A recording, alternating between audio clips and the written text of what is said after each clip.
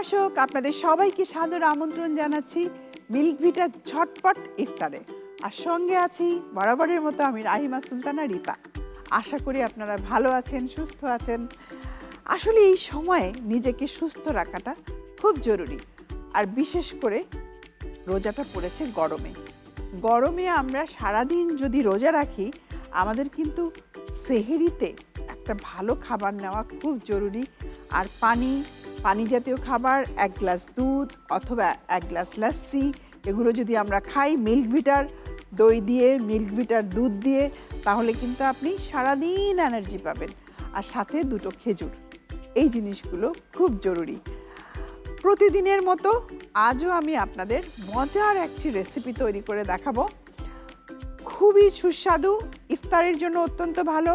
এটা filler food হিসাবে কাজ করবে, কাশ্মীরি পোলাও। তাহলে চলুন কাশ্মীরি পোলাও কিভাবে তৈরি করবেন দেখুন। কাশ্মীরি পোলাও তৈরি করতে আমাদের লাগছে পোলাওর চাল, লাগছে হলো আমাদের মিল্ক ভিটার ঘি, তার সাথে হলো নানা রঙের সবজি এবং ফল। আমরা একটা কথা বলি সবসময় যে প্রতিদিন যদি 5 কালারের ফল এবং সবজি আমরা খাই, তাহলে আমাদের ভিটামিনের যে চাহিদা শরীরে, সেটা আমাদের কিন্তু মিটে যাবে। তো এখন আমি কাশ্মীরি পোলাওটার জন্য আমার সব জিনিসগুলো এখানে আমি রেডি করে রেখেছি। বাদাম, কিশমিশ, ক্যাপসিকাম, গাজর, আঙুরটা আমি একটু কেটে নেব। লাল আঙুর এবং কালো আঙুর দুটোই কিন্তু অত্যন্ত হেলদি।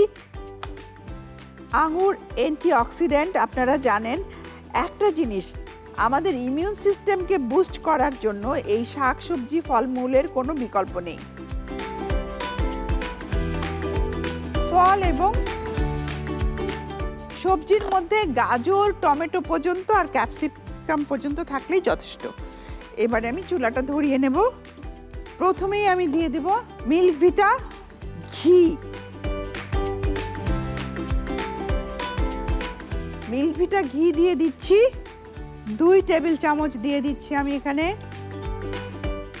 কোনো তেল ব্যবহার করব না, আমি পুরো রান্নাটাই করব মিল্ক ভিটা ঘি দিয়ে।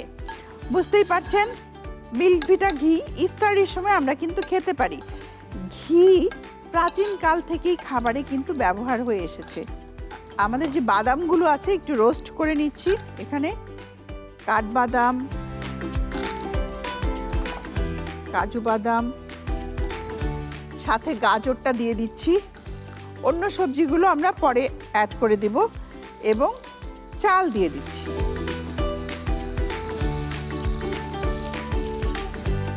দিয়ে দিচ্ছি তেজপাতা 2টো।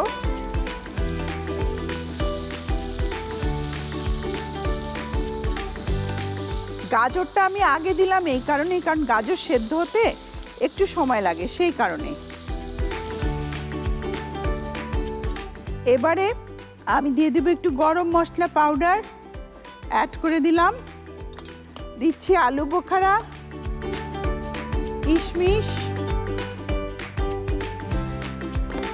কাঁচামরিচ একটু ভেঙে দিয়ে দিলাম।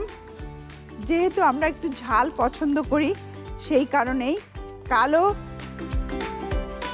কিশমিশ দিয়ে দিচ্ছি। গরম মশলা, পেঁয়াজ বেরেস্তা দিয়ে দিলাম।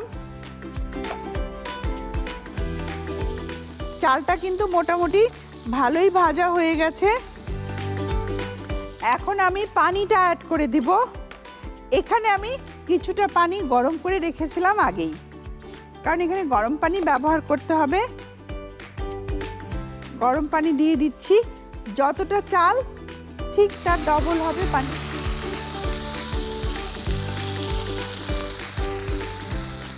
সামান্য একটু লবণ, সামান্য একটু চিনি দিয়ে দিলাম। এখন ঢেকে আমাদের রান্না করতে হবে একটু সেদ্ধ হওয়া পর্যন্ত। প্রিয় দর্শক, নিয়ে নিচ্ছি ছোট্ট একটা বিরতি মিল্ক ভিটার ঝটপট ইফতার থেকে। আমাদের সঙ্গেই থাকুন।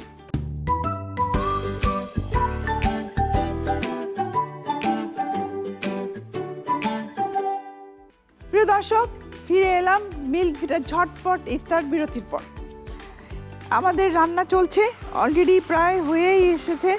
এটা আসলে খুব ঝটপট হয়, তার জন্য চালটাকে যেটা করতে হবে আগে একটু ভিজিয়ে রাখবেন। এখন আমি বাকি যে উপকরণগুলো আছে সেগুলো একে একে দিয়ে দিচ্ছি। ক্যাপসিকাম, এখানে লাল এবং হলুদ, দিয়ে দিচ্ছি আঙুর, এবারে দিচ্ছি একটু গোলাপ জল, সামান্য একটু গোলাপ জলে ভেজানো জাফরান, সামান্য। এবার সব খুব ভালোভাবে মিশিয়ে দিচ্ছি। অলমোস্ট হয়েই গেছে। এখানে আমি বাদামও ব্যবহার করেছি। আসলে একটু ঢেকে রাখবো আমরা যদি ইফতারির সময় এরকম রঙিন সবজি, ফল এবং সাথে কার্বোহাইড্রেট আছে। আমাদের হয়ে গেছে, আমি চুলাটা বন্ধ করে দিলাম। এখন পরিবেশন করে দিব। এবারে পরিবেশন করে দেব।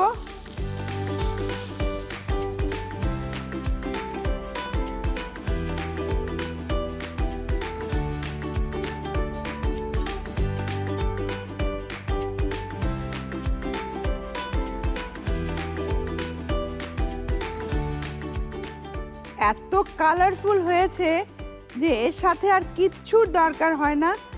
এমনি ভাল লাগছে, আমি শুধু ক্লিন করে দিচ্ছি, নিট করে দিচ্ছি, ব্যাস। প্রিয় দর্শক, তৈরি হয়ে গেল ইফতারির জন্য ঝটপট কাশ্মীরি পোলাও, যা তৈরি করে আপনি আপনার পরিবারের সবাইকে পরিবেশন করতে পারেন একটা হেলদি ফুড। সব শেষে যেটা করব, আমি একটু ফ্লেভারের জন্য মিল্ক ভিটা ঘি অ্যাড করে দিচ্ছি। এইটা এখন আপনারা চাইলে অ্যাড করতেও পারেন, নাও করতে পারেন, কিন্তু আমি লাস্টে একটু ঘি অ্যাড করি, কারণ গন্ধটা ভীষণ ভালো লাগে আমার কাছে, এবং যখন খাই আমরা তখন সেই সুগন্ধটা মানে নাকে গেলে অ্যাপিটাইটটা তখন বেড়ে যায়। আর সারাদিন রোজা রাখার পর আমরা যদি দেখি যে এরকম রকমারি মানে রঙের একটা খাবার ইফতারের টেবিলে আছে, তখন কিন্তু অনেক ভালো লাগে। আর অনেকেই আছেন যারা মনে করেন যে আমি ডায়েট কন্ট্রোল করব, আমি কোনো কার্বোহাইড্রেট খাবো না, রাইস নেব না, বা রাইস বলেন, আটা বলেন, ময়দা, এই সমস্ত জিনিস খাবো না। এটা কিন্তু একদমই একটা ভুল ধারণা।